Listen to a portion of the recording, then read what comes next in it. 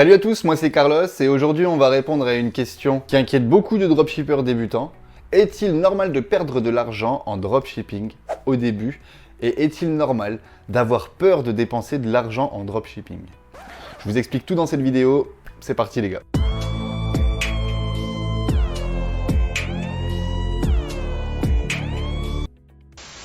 N'oubliez pas qu'il y a un mot caché dans toutes les vidéos de ma chaîne. Si vous le trouvez et que vous le mettez en commentaire, vous serez mis sur un tirage au sort pour gagner 500 € pour vos premiers tests publicitaires, ainsi que d'autres lots, des fichiers Excel, etc. pour bien gérer votre e-commerce. Abonnez-vous et activez la cloche pour ne rien manquer des prochaines vidéos.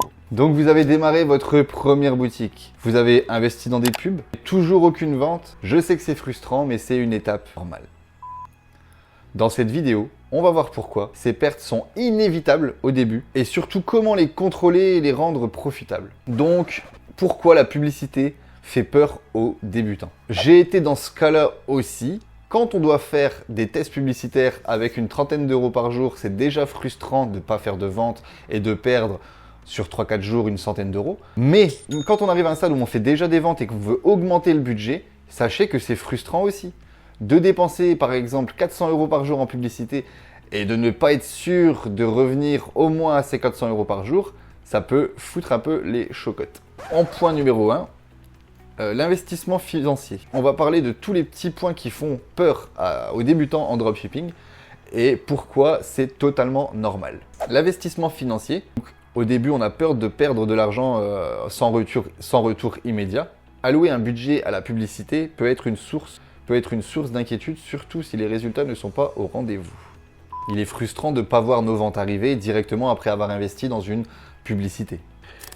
Facebook, Google, TikTok, c'est une vraie jungle quand on débute. Naviguer sur toutes ces plateformes, ça demande du temps, de l'apprentissage et c'est exponentiel. Au plus vous allez étudier sur une des plateformes en particulier, c'est pour ça que je vous dis toujours de vous concentrer sur une seule au début, au plus vous allez avoir de résultats aussi. Vous devez accepter les pertes initiales, c'est comme ça, c'est pas autrement. Lorsqu'on lance un business physique, on doit parfois dépenser des dizaines de milliers d'euros sans réellement savoir si on aura un retour assez conséquent pour revenir à notre investissement de départ. On peut se faire une marge, mais peut-être pas assez conséquente pour rétablir tout l'investissement qu'on a fait depuis le début. Ici, en e-commerce, on a juste besoin de dépenser quelques centaines d'euros. Et si ça va pas, on arrête et on change. Bon, je trouve pas ça si déconnant que ça. Donc, n'ayez pas peur. Si vous lancez un business, il faut que vous dépensiez un petit peu d'argent. C'est normal au début. Dans la data, dans votre boutique, dans votre offre pour voir si votre client, pour voir si votre produit répond réellement à une demande. Et uniquement à partir de là et uniquement à partir de quelques centaines d'euros de dépensés, on pourra faire ses premiers retours pour pouvoir savoir si on continue sur cette lancée ou si on stoppe et qu'on passe à autre chose. Ça, c'est quelque chose qu'il faut absolument savoir. Les premières pertes sont un investissement pour savoir réellement ce qui fonctionne. Au début, il est courant de tester différentes approches pour identifier ce qui fonctionne le mieux pour votre niche et votre audience cible. Aucune campagne ne fonctionne parfaitement du premier coup. Les campagnes publicitaires nécessitent des ajustements constants et sur le long terme. Mais du coup, ces pertes d'argent que vous aurez, ça va vous donner des données précieuses pour affiner votre stratégie justement. Donc, n'ayez pas peur de dépenser. La publicité ne sert pas uniquement qu'à vendre. Elle construit aussi votre crédibilité, votre image de marque et elle vous assoit sur votre niche. Construire une présence en ligne et une notoriété de marque, surtout en ligne, ça prend énormément de temps. Les investissements publicitaires, justement, ça contribue à cette construction, même si les retours ne sont pas totalement immédiats. Donc, comment limiter les pertes et optimiser ces pubs, surtout au début? Définissez un budget réaliste. Ne misez pas tout d'un coup. Commencez petit et établissez un budget assez petit mais que vous pouvez vous permettre de perdre. Comme ça, ça va vous permettre d'apprendre tout en optimisant vos campagnes. Une autre technique, c'est de cibler directement le bon ciblage, la bonne audience par rapport à votre produit. Ça, il faut avoir fait une bonne analyse de votre avatar client pour savoir exactement qui vous ciblez. Donc pour ça, avant même de dépenser de la pub, il faut vraiment s'investir sur l'avatar client. Ça va vous permettre de réduire les coûts. Éviter les gaspillages d'argent. Des tests AB sur vos campagnes, ça va vous permettre d'expérimenter avec différentes annonces pour voir ce qui est vraiment le plus pertinent aux yeux de vos clients. Et bien sûr, le suivi des analyses et des résultats. Donc, adaptez-vous en fonction de ces résultats et des performances. Surveillez bien les métriques de votre boutique et de vos publicités, vos performances de publicité. Et pour comprendre un peu mieux les métriques pour avoir moins de crainte de dépenser en dropshipping dans les dépenses publicitaires, vous avez plusieurs points à prendre en compte. Par exemple, le coût d'acquisition client. Qu'est-ce que c'est? Ça permet de mesurer le coût moyen pour acquérir un nouveau client sur votre boutique. Un CAC, donc un coût par acquisition client élevé, peut d'ajuster votre stratégie marketing. Le retour sur les dépenses publicitaires, le ROAS, ça permet d'évaluer les revenus générés pour chaque euro dépensé en publicité. Par exemple, moi j'ai un ROAS de 4 sur ma boutique, ce qui veut dire que pour chaque 1 euro dépensé, je récupère 4 euros. Voilà ce que ça veut dire un ROAS de 4. Et bien sûr, une des métriques les plus importantes, c'est vraiment de tester et d'ajuster. Vous commencerez par des campagnes avec des budgets modérés pour identifier les annonces qui performent le plus et augmenter progressivement le budget de ces annonces qui performent le plus. Donc bien sûr, lors de ces phases de test, il est courant de subir des pertes en raison de l'expérimentation avec différents produits, audience et messages publicitaires.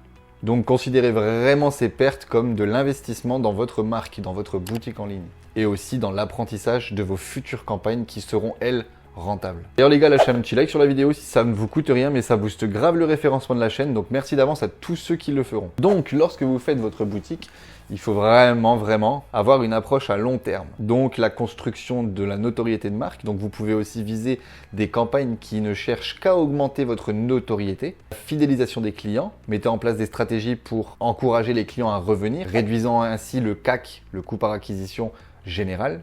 Et les points supplémentaires et les derniers, c'est bien sûr la sélection de plateformes adaptées à votre produit. Bien choisir sa plateforme, ça permet d'éviter le gaspillage.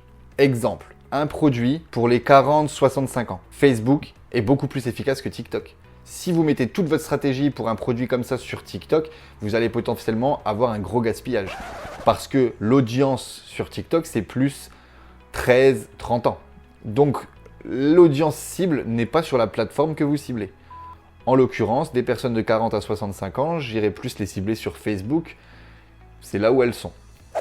Donc voilà, tout ça, c'était les points les plus importants. Et bien sûr, la persévérance et la vision à long terme, c'est extrêmement utile. Presque tous les dropshippers qui ont réussi ont perdu énormément d'argent au début, ont dû se former et ont fait énormément et ont eu énormément d'échecs.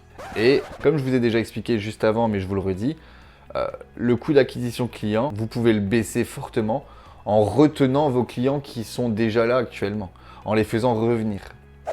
Ça, c'est vraiment un point à prendre en compte. Une boutique sur laquelle il n'y a aucun LTV, donc c'est-à-dire la lifetime value de votre client, combien de fois il achète, combien de fois il revient.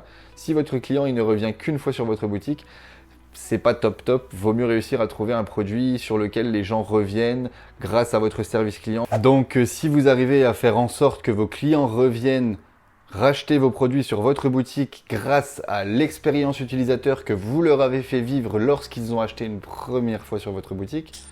Donc il faut mettre le paquet à ce moment-là, puis derrière vous pouvez les retargeter avec des réductions, etc. Mais si vous arrivez à faire ça, que la personne vient souvent racheter sur votre boutique, que vous gardez votre client et qu'il vient, je sais pas moi, une fois tous les mois, tous les 2 mois, vous avez tout gagné. C'est vraiment ça la clé du succès à l'heure actuelle en dropshipping. Rappelez-vous que perdre de l'argent au début, c'est totalement normal. Mais si vous appliquez ces stratégies à la lettre, vous transformerez ces petites pertes en un investissement rentable. Abonnez-vous et activez la cloche pour ne rien manquer des prochaines vidéos. Et j'ai une question pour vous. Combien êtes-vous prêt à investir dans votre première boutique en dropshipping à l'heure actuelle? Dites-moi en commentaire, je regarderai tous les commentaires et j'y répondrai. Dans la prochaine vidéo, je vais parler de combien j'ai gagné en 8 mois de dropshipping en tout et pour tout. Donc n'hésitez pas à suivre aussi cette vidéo qui arrivera dimanche prochain à 14 h. Si tu veux aller plus loin, je t'invite aussi à me suivre sur mon Instagram, là où on peut s'échanger en DM et avancer tous ensemble. Si tu es vraiment prêt à passer à l'action et à faire les efforts nécessaires pour réussir à construire ta première boutique e-commerce, je t'invite à regarder en description, il y a le lien vers ma formation condensée, sans blabla, qui va droit au but pour te permettre de faire tes premières ventes. Cette formation, elle est très abordable. J'en ferai une seconde beaucoup plus complète qui coûtera beaucoup plus cher en conséquence. Mais celle qui est actuellement en description, elle te permet vraiment, sans blabla, de faire tes premières ventes à un prix très abordable. Il n'y a qu'une quinzaine d'heures de vidéos, mais qui vont droit au but. Je te conseille d'aller voir ça en description.